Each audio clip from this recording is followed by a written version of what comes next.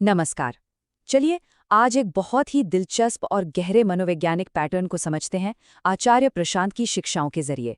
ये कहानी है हमारे अहंकार की और उसके एक बहुत ही खास हथियार की, जिसे हम कहते हैं विक्टिम कार्ड।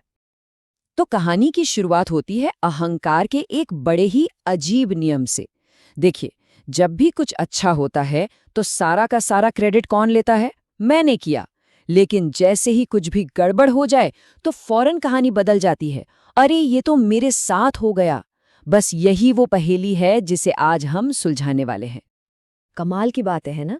ये कोई छोटी मोटी आदत नहीं है। नहीं, ये तो एक पूरा का पूरा किरदार है जो इसी नियम के सहारे जीता है।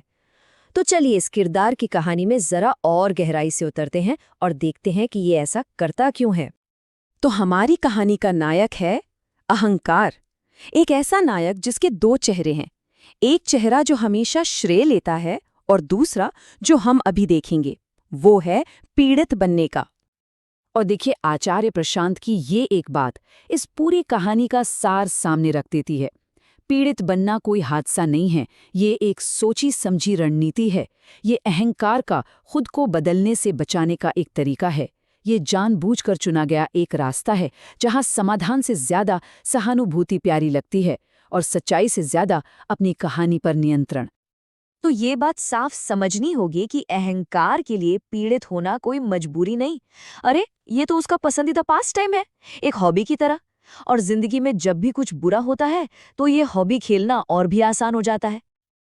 अब सवाल तो उठता है ना, भाई कोई भी इंसान असली सफलता पाने की जगह इस ब्लेम गेम में ही क्यों फंसा रहना चाहेगा?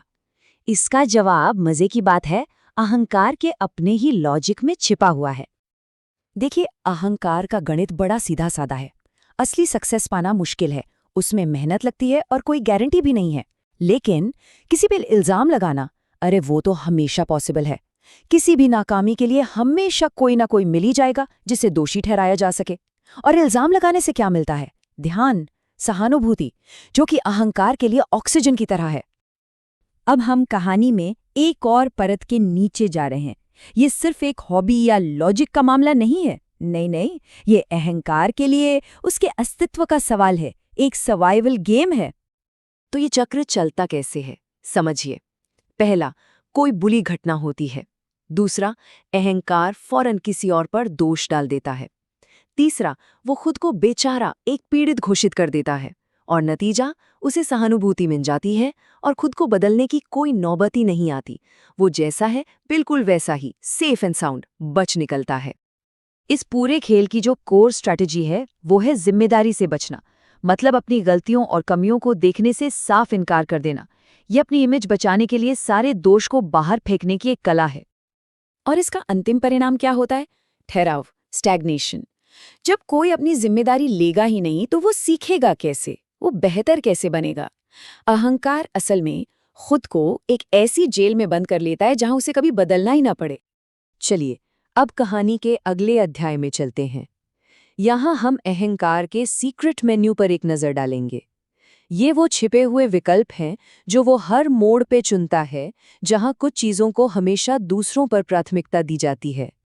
इस मेन्यू पर सबसे पहला ऑप्शन है, एक तरफ है सहानुभूति जो तुरंत मिलती है और बहुत अच्छा महसूस कराती है।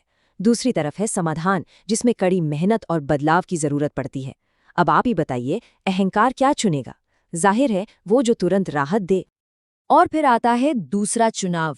एक तरफ है कंट्रोल, अपनी कहानी पर, अपनी सुनाई हुई सच्चाई पर पूरा नियंत्रण, और दूसरी तरफ है क्लैरिटी, यानी चीजों को वैसा देखना जैसी वो असल में है, जो अक्सर बहुत अनकंफर्टेबल होता है।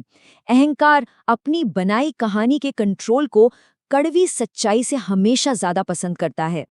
और अब हम कहानी के क्लाइमैक्स पर पहुंचते हैं, वो जगह जहां अहंकार का अंतिम चुनाव सामने आता है। ये एक बहुत ही गहरा और सच कहूं तो एक दुखद चुनाव है जो उसके पूरे अस्तित्व को तय करता है। तो सवाल ये है कि इस विक्टिम बने रहने के खेल की असली कीमत क्या है? इस सहानुभूति और नियंत्रण के बदले में अहंकार आखिर क्या दांव पर लगा देता है? यही सवाल हमें इस कहानी की सबसे बड़ी सच्चाई तक ले जाएगा। और ये है वो अंतिम सौदा। अहंकार बदलने और विकसित होने की जगह हमेशा दया का पात्र बने रहना चुनेगा, और सबसे बड़ी बात, वो आज़ाद होने की बजाय सही साबित होना चुनेगा।